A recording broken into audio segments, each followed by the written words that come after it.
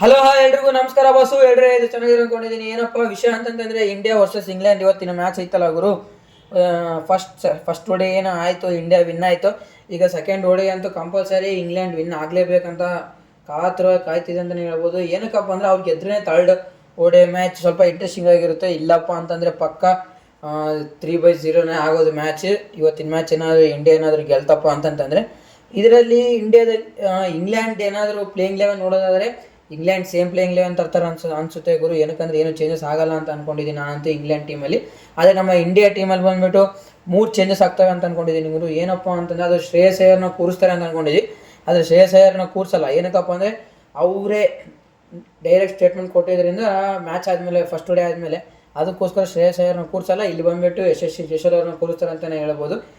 ಹೌದಪ್ಪ, debut player ಅಲ್ಲ, ಒಂದು ಚಾನ್ಸ್ ಕೊಡ್ಬೋದಾಯ್ತಲ್ಲ ಅಂದರೆ ಇಲ್ಲಿ ಪ್ಲೇಯರ್ಸು ಸ್ವಲ್ಪ ಜನ ಇಲ್ಲ ಗುರು, ಜಾಸ್ತಿ ಜನ ಇದ್ದಾರೆ.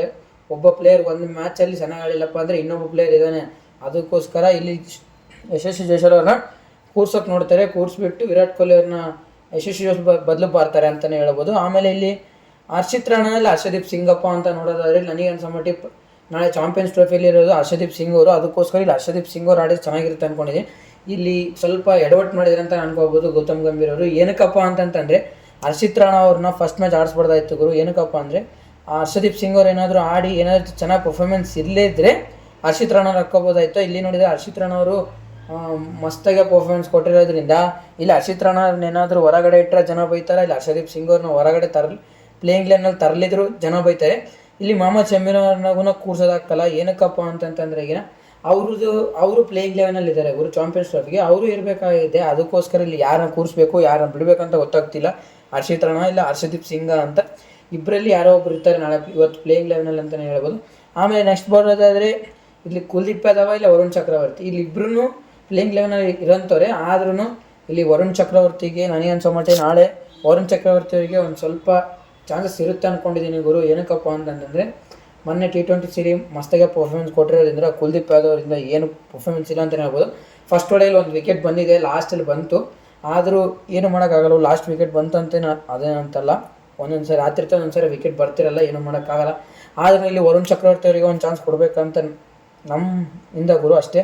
ವರುಣ್ ಚಕ್ರವರ್ತಿ ನಾಳೆ ಸ್ಕ್ವಾಡಲ್ಲಿ ಇರ್ತಾರೆ ಅಂತ ಅಂದ್ಕೊಂಡಿದ್ದೀವಿ ಗುರು. ಸ್ಕ್ವಾಡೆಲ್ಲ ಪ್ಲೇಯಿಂಗ್ ಲೈನಲ್ಲಿ ಇರ್ತಾರೆ ಅಂದರೆ ಫ್ರೀ ಫೈರ್ ಆಡಿ ಸ್ವಲ್ಪ ಅಭ್ಯಾಸ ಅಲ್ವಾ, ಅದಕ್ಕೋಸ್ಕರ ಸ್ಕ್ವಾಡ್ ಅಂತ ಅಂದ್ಬಿಟ್ಟು ಏನಾಗಲ್ಲ. ಪ್ಲೇಯಿಂಗ್ ಲೈನಲ್ಲಿ ಪಕ್ಕ ಇರ್ತಾರೆ ಅಂತ ಅಂದ್ಕೊಂಡಿದ್ದೀನಿ ಗುರು. ಏನಪ್ಪ ಅಂತಂದರೆ ನಮ್ಮ ವರುಣ್ ಚಕ್ರವರ್ತಿ ಇರ್ತಾರೆ. ಆಮೇಲೆ ವಿರಾಟ್ ಕೊಹ್ಲಿ ಇರ್ತಾರೆ. Virat Kohli compulsory back to pavilion ಅಂತಲೇ ಹೇಳಿದ್ದಾರೆ ಅಂತಲೇ ಹೇಳ್ಬೋದು. ಆಮೇಲೆ ಇಲ್ಲಿ ಹರ್ಷಿತ್ ರಾಣಾ ಹರ್ಷದೀಪ್ ಸಿಂಗಪ್ಪ ಅಂತಂತಂದರೆ ನನಗೆ ಅನ್ಸೋ ಮಟ್ಟಿಗೆ ಹರ್ಷದೀಪ್ ಸಿಂಗ್ ಅವ್ರನ್ನ ಆಡಿಸ್ತಾರೆ ಅನ್ಸುತ್ತೆ ಗುರು. ಏನಕ್ಕಪ್ಪ ಅಂದರೆ ಅವರು ಚಾಂಪಿಯನ್ಸ್ ಟ್ರೋಫಿ ಪ್ಲೇಯಿಂಗ್ ಲೆವೆನಲ್ಲಿ ಆಡೋಂಥ ಮೇನ್ ಪ್ಲೇಯರ್ ಆಗಿರೋದ್ರಿಂದ ಫಾಸ್ಟ್ ಬೌಲರಲ್ಲಿ, ಅದಕ್ಕೋಸ್ಕರ ಹರ್ಷದೀಪ್ ಸಿಂಗ್ ಅವರು ಆಡ್ತಿದ್ದಾರೆ ನಾಳಿದ್ದ. ಇಷ್ಟೇ ಗುರು, ನಮ್ಮ ಇಂಡಿಯಾ ಪ್ಲೇಯಿಂಗ್ ಲೆವೆನಲ್ಲಿ 3 ಚೇಂಜಸ್ ಇರ್ತವೆ. ಆದರೆ ಇಂಗ್ಲೆಂಡ್ ಟೀಮಲ್ಲಿ ಏನು ಚೇಂಜಸ್ ಇರಲ್ಲ. ಇದೇ ರೀತಿ ನಾನು ನಿಮಗೆ ಅಪ್ಡೇಟ್ ಮಾಡ್ತಾ ಇರ್ತೀನಿ. ಪ್ಲೀಸ್ ನನ್ನ ಚಾನಲ್ಗೆ ಸಬ್ಸ್ಕ್ರೈಬ್ ಮಾಡಿ, ಲೈಕ್ ಮಾಡಿ, ಶೇರ್ ಮಾಡಿ ಗೈಸ್ ಅಂತ ಹೇಳ್ತಾ ಇಲ್ಲಿಯೇ ವಿಡಿಯೋ ಕ್ಲೋಸ್ ಮಾಡ್ತೀನಿ. ಎಲ್ರಿಗೂ ಶುಭಂ, ಎಲ್ರಿಗೂ ಬಾಯ್.